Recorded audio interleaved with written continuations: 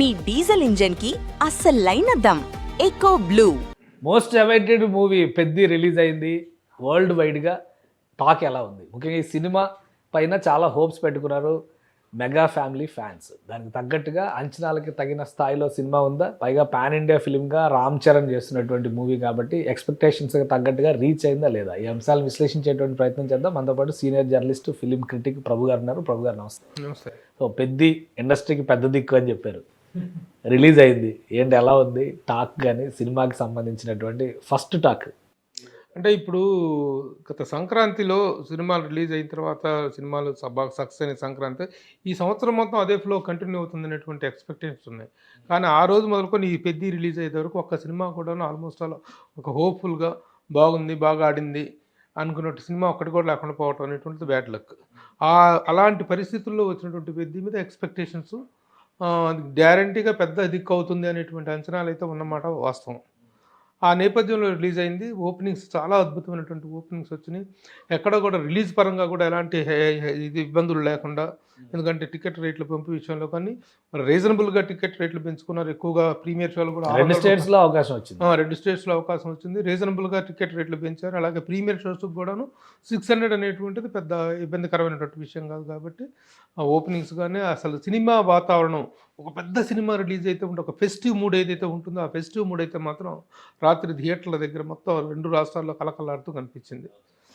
That is about the opening. Cinema ఎలా ఉంది మరి? సినిమాకి సంబంధించి సినిమా ఎలా ఉందంటే దీంట్లో 2 రకాల అయినటువంటి విశ్లేషణలు మనం చెప్పుకోవాల్సి ఉంది. ఈ సినిమా పెద్ది అనేటువంటి సినిమా ఒక లక్ష్యంతో తీసినటువంటి సినిమా. దీంట్లో ఒక డైలాగ్ ఒకటి చెప్పిస్తారు డైరెక్టర్. అద్భుతమైన డైలాగ్ ఒకటి ఉంటుంది.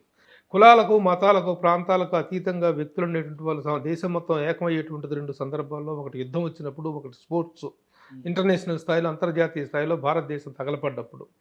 ఆ తలబడ్డ సమయంలో దేశం మొత్తం ఏకమవుతుంది అనేటువంటి ఆ స్ఫూర్తిని, ఆ స్పిరిట్ని అద్భుతంగా ప్రొజెక్ట్ చేశాడు డైరెక్టర్. ఆ పాయింట్ ఆఫ్ వ్యూలో main content of the film ఎలా ప్రొజెక్ట్ చేయింది, ఏం జరిగింది అనేటువంటి దాంట్లో తీసుకుంటే it is a wonderful film. ఆ పాయింట్ ఆఫ్ వ్యూలో తీసుకుంటే ఒక అద్భుతాన్ని ఈ మధ్యకాలంలో ఇలాంటి స్పోర్ట్స్ డ్రామాలు చాలా వస్తాయి, కానీ ఆ గూస్ బమ్ మూమెంట్స్ని ఇచ్చినటువంటి సందర్భాలు ఈ సినిమాలో చాలా ఉన్నాయి. ఏంటి స్పోర్ట్స్ డ్రామా అంటే బుచ్చిబాబు అనగానే ఏదో కొద్దిగా రొమాంటిక్ ఫీల్ ఎక్స్పెక్ట్ చేశారు. జాన్వీ కపూర్ సాంగ్ వచ్చినప్పుడు కానీ, అలానే ఈ ఐటమ్ సాంగ్ వచ్చినప్పుడు కానీ అందరూ ఎక్స్పెక్ట్ చేశారు. అంటే స్పోర్ట్స్ డ్రామా లెంత్ ఎక్కువ, లవ్ స్టోరీ ట్రాక్ లేదా ఏంటి అసలు మొత్తం? అది తర్వాత మాట్లాడుకుందాం. స్పోర్ట్స్ డ్రామా, అది లవ్ ట్రాక్, దాని గురించి తర్వాత మాట్లాడుకుందాం. అసలు main content of the film, the purpose of the film అనేటువంటి పాయింట్ ఆఫ్ వ్యూలో చూసుకున్నట్లయితే తమ గ్రామానికి ఒక గుర్తింపు రావాలి. దీంట్లో రకరకాలైనటువంటి యాంబిషన్స్ని ఇతను ఇచ్చేసాడు. ఆ యాంబిషన్ని స్పోర్ట్స్ అనేటువంటి మార్గంలో ఎలా సాధించుకున్నాడు.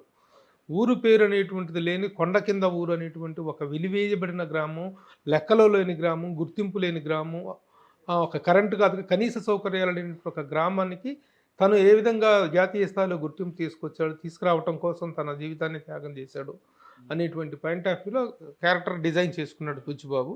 ఆ క్యారెక్టర్ నరేషన్ చెప్పినప్పుడు ఏ హీరో అయినా, ఏ స్టార్ అయినా యాక్సెప్ట్ చేస్తాడు.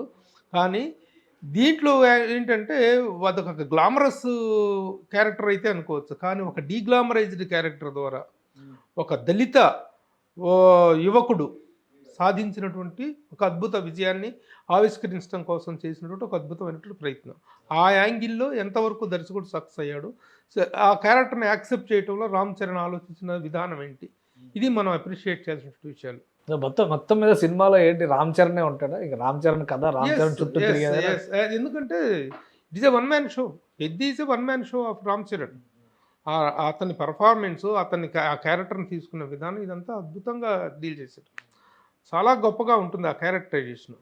ముఖ్యంగా ఒక్కొక్క సందర్భంలో అవమానపడిన ప్రతి సందర్భంలో కూడా తను తాను అవమానపడ్డప్పుడు, లేకపోతే ఓడిపోయినప్పుడు తను ఒక జవాబు ఇవ్వాల్సినటువంటి సందర్భంలో, ఒక రిటార్ట్ ఇవ్వాల్సిన సందర్భంలో ఎలా రియాక్ట్ అయ్యాడు అనేటువంటి పాయింట్ ఆఫ్ వ్యూలో ఆ క్యారెక్టర్ డిజైనింగ్ అద్భుతంగా ఉంది. రామ్ చరణ్ యాక్సెప్ట్ చేయడానికి కారణం అదే. సో ఇది రామ్ చరణ్ పాయింట్ ఆఫ్ వ్యూలో వన్ మ్యాన్ షో అని చెప్పాను కదా, ఆ వన్ మ్యాన్ షో తను యాక్సెప్ట్ చేయడానికి, ఇలాంటి క్యారెక్టర్ యాక్సెప్ట్ చేయడానికి ఉన్నటువంటి అన్ని లక్షణాలు క్యారెక్టర్లో ఉన్నాయి.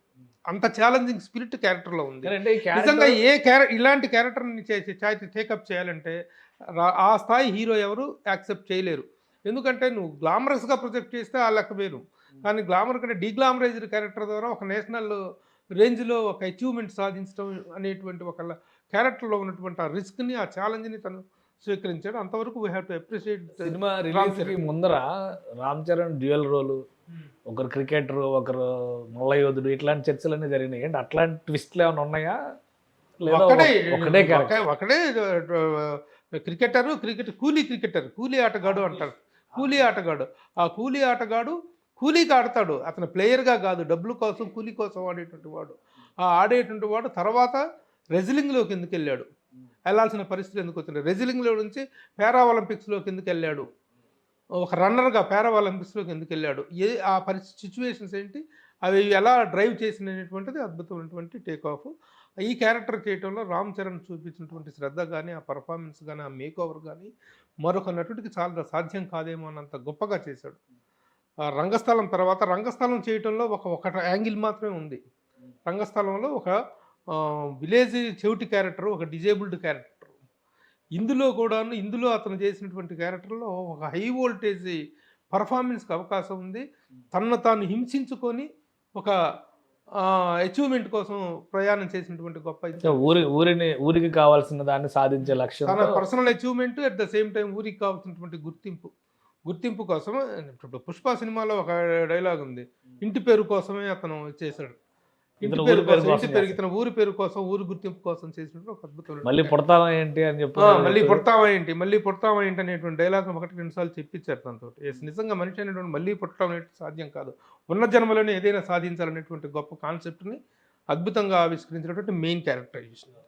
సో మిగతా పాత్రలు ఏంటి, ఎందుకంటే పాన్ ఇండియా సినిమా అన్నారు, జగపతి బాబు గారి క్యారెక్టర్ ఒక డిఫరెంట్ అపీరెన్స్తో ఉంది.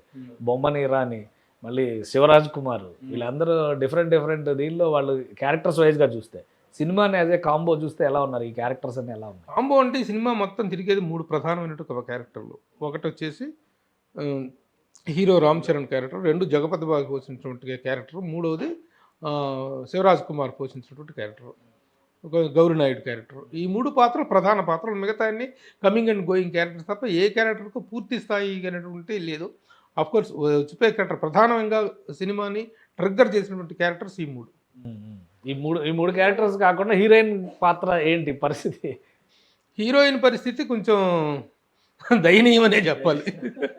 అందులో నో డౌట్. ఎందుకంటే బుచ్చిబాబు ఈ క్యారెక్టర్ని డిజైన్ చేసుకున్నటువంటి విధానం వేరు, మీ మెయిన్ కంటెంట్ని డిజైన్ చేసుకున్న విధానం వేరు. మిగతా క్యారెక్టర్స్లో ముఖ్యంగా హీరోయిన్ క్యారెక్టర్ని డిజైన్ చేసిన విధానంలో మాత్రం చాలా చాలా డిసప్పాయింటింగ్గా అనిపించిందనే చెప్పాలి. అందులో no doubt about that. Thank you Prabhu గారు విశ్లేషణ అందించినందుకు. ఇది పెద్ద సినిమా ప్రపంచవ్యాప్తంగా రిలీజ్ అయింది 4వ తేదీన. అలానే సంచలనాలకు తగ్గట్టుగా మంచి ఓపెనింగ్స్తో మొదలైంది. ఒక లక్ష్యాన్ని నిర్దేశించినటువంటి అద్భుతమైన సినిమా. రామ్ చరణ్ క్యారెక్టరైజేషన్ ఖచ్చితంగా ఈ జనరేషన్కి ఒక ఇన్స్పిరేషన్ అంటున్నారు ప్రభు గారు. సినిమాలో చిన్న లోటుపాట్లు ఉన్నాయి, కానీ దాన్ని సవరించి పక్కకు జరిపేసి చూస్తే మాత్రం ఇది ఒక ఇన్స్పైరింగ్ మూవీ అవుతుంది, ఒక స్పోర్ట్స్ డ్రామా అవుతుంది. ఖచ్చితంగా చూడండి పెద్ద సినిమాని, ఎందుకంటే చాలా కాలం తర్వాత తెలుగు తెరపైన ఒక హై వాల్యూ కాంబినేషన్స్ ఉన్నటువంటి సినిమాగా దీన్ని మనం చెప్పుకోవచ్చు. ఇది స్పెషల్ రివ్యూ. Keep watching.